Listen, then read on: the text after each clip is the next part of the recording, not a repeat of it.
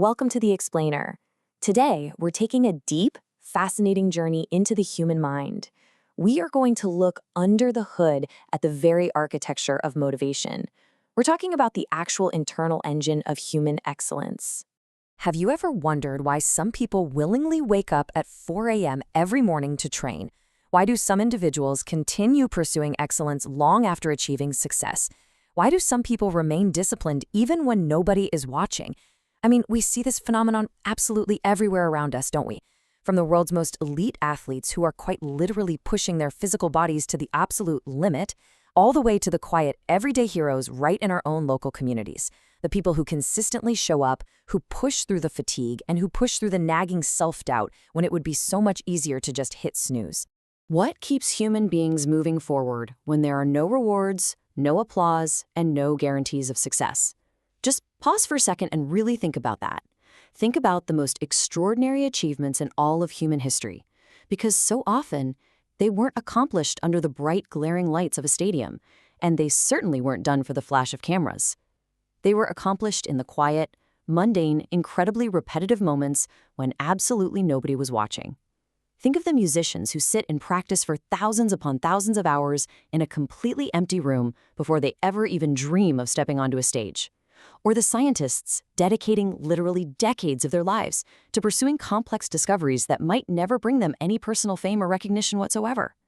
Or even just the students who sit quietly at their desks, studying late into the night, preparing for examinations long before there's an audience there to celebrate their success. So what is that internal engine driving them? You know, society constantly conditions us to believe that human beings only take action to get a prize, a paycheck, a gold medal, a big promotion, or a loud round of applause. But if that were actually true, human history would look completely different. The most monumental, world-changing achievements defy that carrot and stick logic entirely. There is a deeper, much more powerful current running right beneath the surface of human behavior, and that is what we are uncovering today.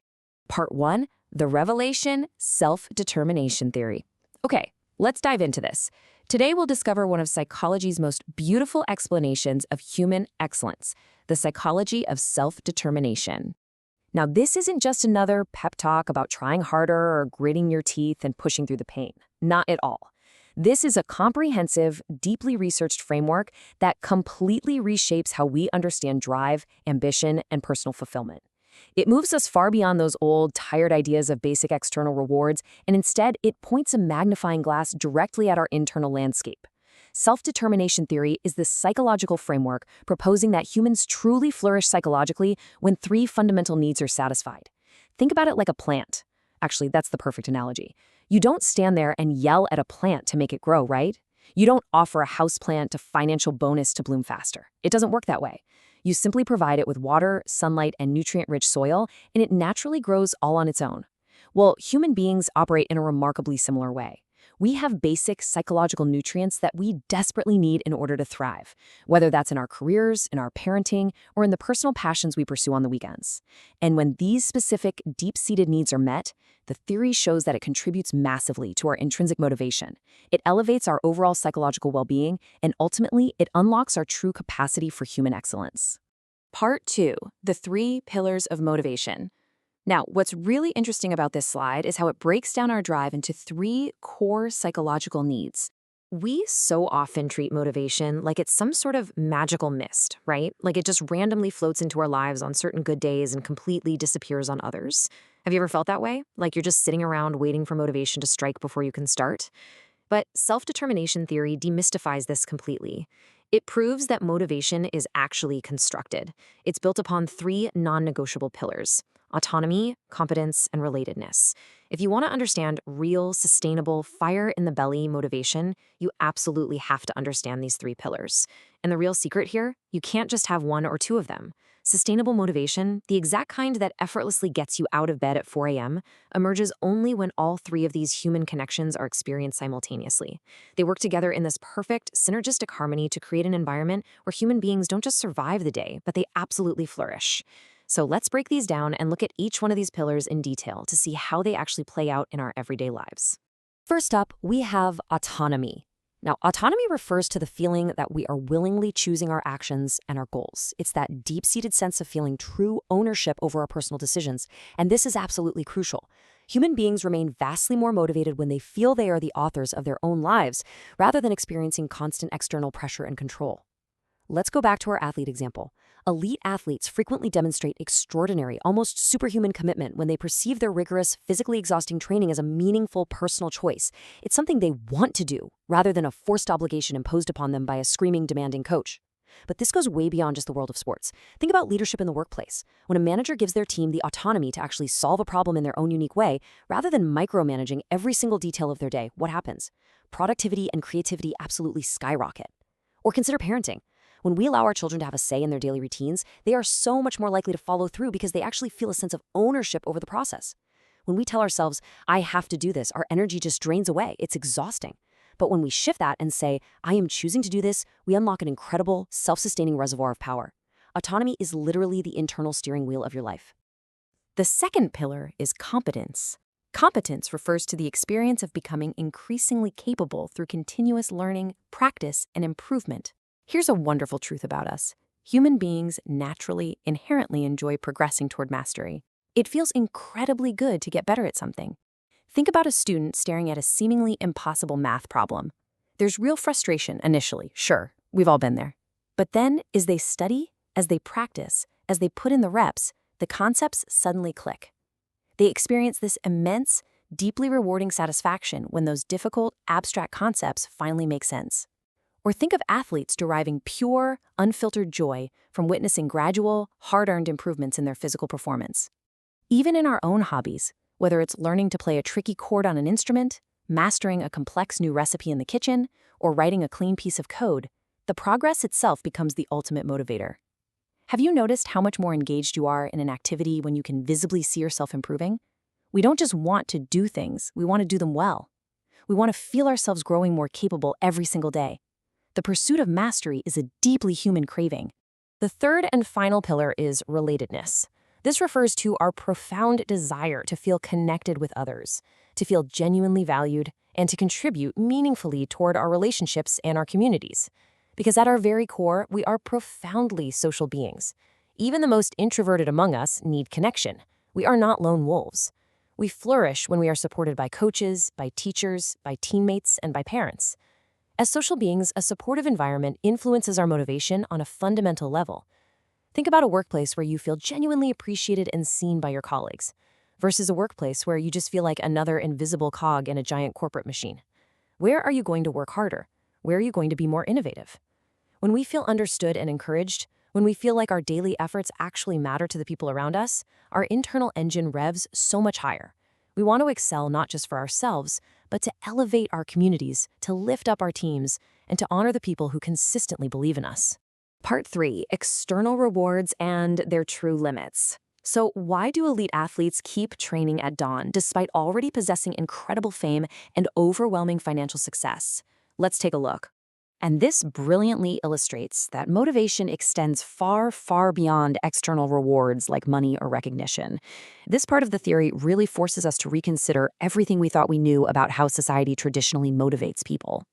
Think about the most elite athletes in the world right now. Many of them reach a point in their careers where they already have more money than they could ever possibly spend in a lifetime.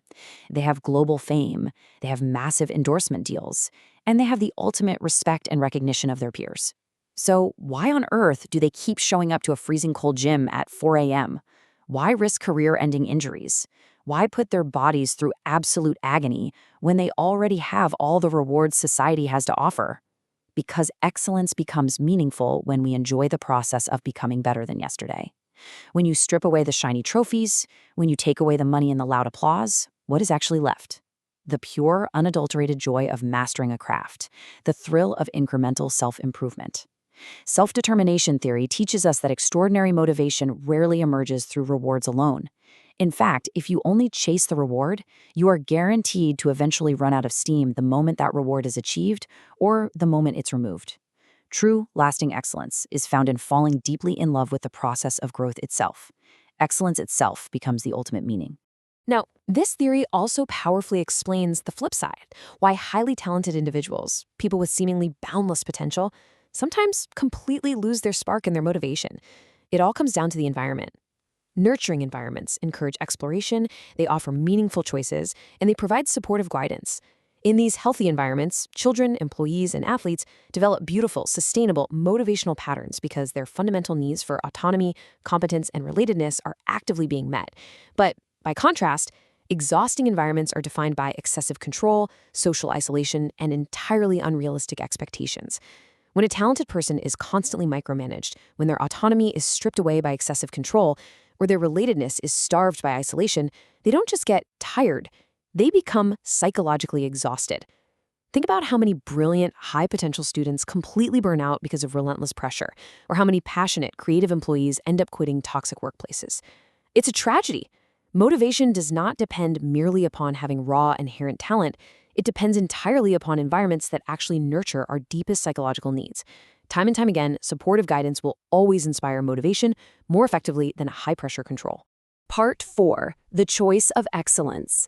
This is where we bring everything out of the sports arena and the classroom and directly into our everyday lives. So the crucial point is that extraordinary achievements rarely emerge suddenly. They grow patiently through consistent, joyful learning. This beautifully extends far beyond the realms of professional sports and formal education. It applies to every single facet of our everyday lives. It applies to leadership in the corporate world, to the way we parent in our homes, and to the quiet, personal hobbies we pursue on our weekends. Human beings genuinely flourish when their daily activities become meaningful expressions of who they are becoming. Motivation isn't just about achieving a specific finite end goal. It's so much less about external rewards and much, much more about purposeful living. It is the profound choice to embrace excellence as your daily standard for living. When we look at someone who has achieved true greatness, we are only seeing the final end result of a very long, very quiet process. Extraordinary achievements are almost always produced through perfectly ordinary acts of discipline. That's step 1. But step 2 is that these small, seemingly mundane acts are repeated consistently over time. And step 3? That requires thousands of meaningful choices. Human excellence rarely emerges suddenly in some cinematic flash of lightning. It grows patiently. It builds momentum. It grows when a person actively chooses autonomy, when they passionately pursue competence, and when they foster relatedness, day after day after day.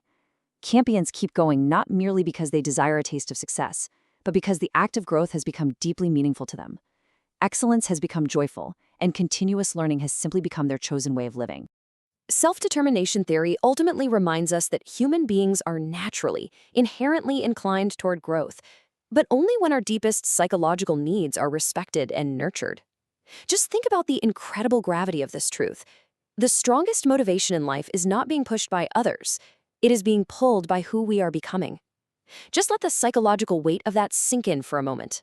Pushing requires force. It is exhausting, it is external, and eventually, it fails. But being pulled by a vivid, compelling vision of your future self, that is an endless, self-renewing source of energy. It is exactly what happens when you fully integrate autonomy, competence, and relatedness into your daily life. You are no longer acting out of a sense of forced obligation. You are acting out of a profound sense of self-actualization. And this leads us to our final thought for today. When excellence becomes a choice rather than an obligation, extraordinary things become possible. Thank you for joining me for this exploration into the internal engine of human excellence. I want to leave you with a quick message as we wrap up today's explainer.